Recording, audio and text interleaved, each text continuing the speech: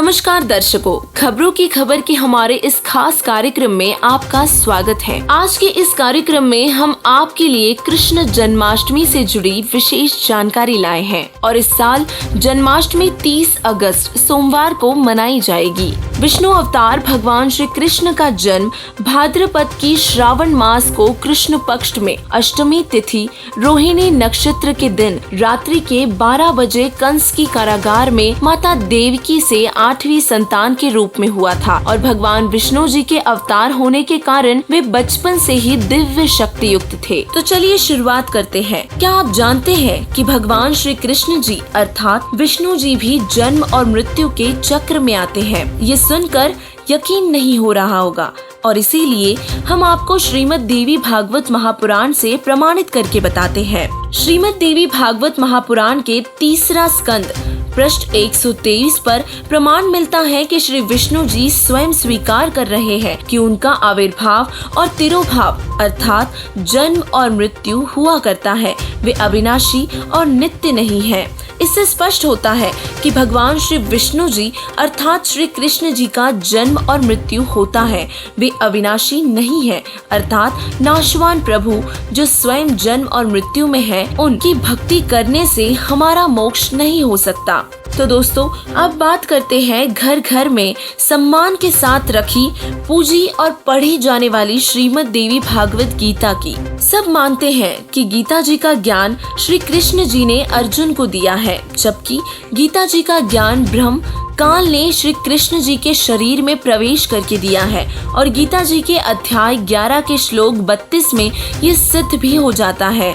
फिर भी यदि गीता ज्ञान को श्री कृष्ण जी का आदेश मानते हुए भी चले तो भी आज कोई भी गीता जी में उनके दिए दिशा निर्देश व आदेश के अनुसार भक्ति साधना क्रिया नहीं कर रहा। सब मनमानी पूजा कर रहे हैं, जिस कारण आज कोई भी पूर्ण रूप से सुखी नहीं है और मनमाना आचरण करने से किसी को भी कोई लाभ भी नहीं मिल रहे हैं। गीता अध्याय 6 श्लोक 16 में व्रत करना मना किया गया है, परंतु फिर भी लोग व्रत रखते हैं।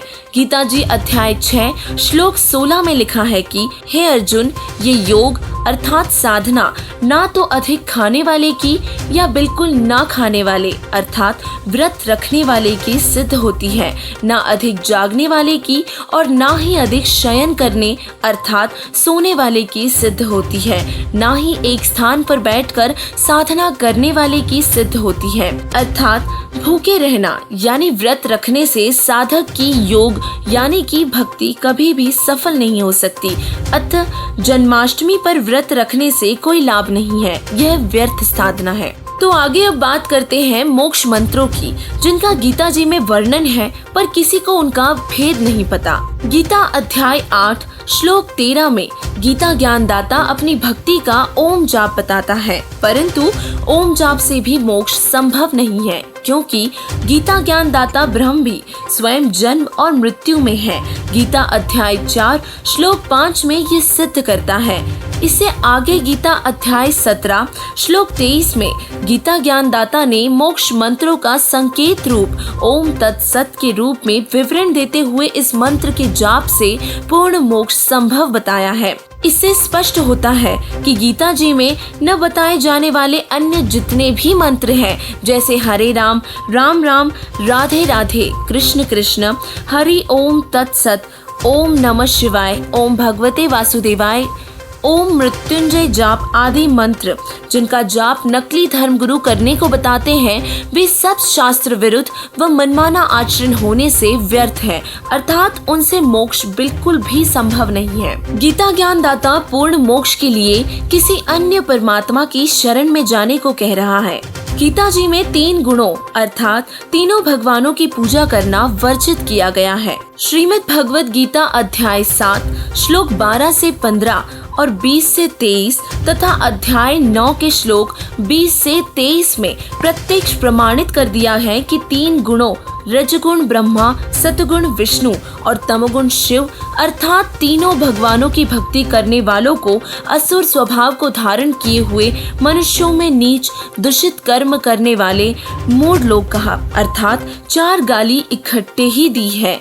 इससे सिद्ध होता है कि इन भगवानों की भक्ति करने से भी कोई लाभ नहीं। अब यहाँ विचार करने की बात है कि हिंदू भक्त समाज श्रीमद् भगवद गीता में आस्था रखते हुए और इस पवित्र ग्रंथ के प्रति अत्यंत सम्मान रखते हुए भी गीता जी में दिए हुए आदेशों के विपरीत साधनाएं कर रहे हैं। और अब जानेंगे कि क्या श्री कृष्ण जी पूर्ण परमात्मा नहीं है। भगवान श्री कृष्ण जी केवल 3 लोक के ही मालिक है। सतगुण युक्त कृष्ण जी पूर्ण परमात्मा नहीं है। 3 देवता श्री ब्रह्मा जी, श्री विष्णु जी और श्री शिव जी 21 ब्रह्मांडों के मालिक ब्रह्म की संतान है और ये अविनाशी नहीं है और इसीलिए ये पूर्ण परमात्मा भी नहीं है। तो अब आपको बताएंगे कि आखिर हमने किस आधार से भगवान श्री कृष्ण जी को परमात्मा माना है। भगवान श्री कृष्ण जी ने गोवर्धन पर्वत उठाकर पूरे ब्रज को इंद्र देवता के प्रकोप से बचाया था और जिससे उन्हें भगवान मान लिया गया। तो इस विषय में परमात्मा अपनी वाणी में कहते हैं, गोवर्धन श्री कृष्ण धार्यो, द्रोणागिरि हनुमंत, शेष नाग सब सृष्टि उठार्यो, इनमें कौन भगवंत। कबीर साहिब जी कहते हैं कि एक पर्वत उठाने से यदि कोई भगवान हो जाता है तो पुराणों के अनुसार शेषनाग तो अपने फन पर पूरी पृथ्वी उठाए हुए है, तो इनमें से भगवान कौन हुआ। परमात्मा की पहचान के लिए हमारे शास्त्र, हमारे सदग्रंथ ही प्रमाण है। हमें ये भी सुनने को मिलता है कि श्री कृष्ण जी ने राजा मोरध्वज के पुत्र ताम्रध्वज को आरे से कटवाकर जीवित कर दिया था। परंतु क्या आपने कभी सोचा है कि वहीं श्री कृष्ण जी अपने सगे भांजे अभिमन्यु को जीवित क्यों नहीं कर पाए। अभिमन्यु की मृत्यु से उनके कुल का नाश हो रहा था और सभी रो रहे थे।